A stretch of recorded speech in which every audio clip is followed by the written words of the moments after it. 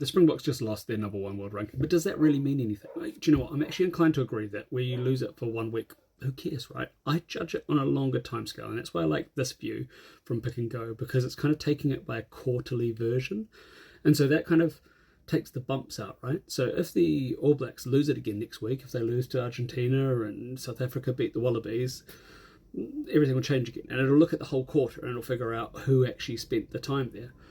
And actually, when you smooth it out for those kind of little moments where one-off results and stuff like that, I think it's pretty accurate. Because actually, you look here, right, and this feels about right to where the kind of typical number 1 ranking would have sat at any time. Even the September 24 one, which I know there'll be some arguments over, you've got to remember, Ireland had just gone to South Africa, and they came away with a drawn series, sure. So they didn't beat them in the series, but they did beat them at home, and they had a lot of other good results. It wasn't, you could argue it either way, but I think it was fair. But it was only for that one little period, because the rest of the time South Africa just kept going. Ireland couldn't maintain it. They felt like they dropped off a bit. And actually, you kind of see this. And what the story that we see here is that, yeah, the Irish were number 1, legitimately number 1 in the world, ahead of that Rugby World Cup. But Rugby World Cups are one-off tournaments. They're a tournament for 7 weeks every 4 years.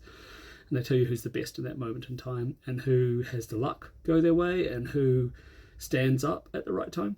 And that was South Africa in that tournament. And of course, you get double ranking points during that tournament. So whoever wins Rugby World Cup always comes out number 1 anyway. But South Africa, we can see from this, sustained it, right? They were able to stay at the top. So right now, today, as I talk to you, New Zealand are number 1, South Africa are 3rd, Ireland are number 2.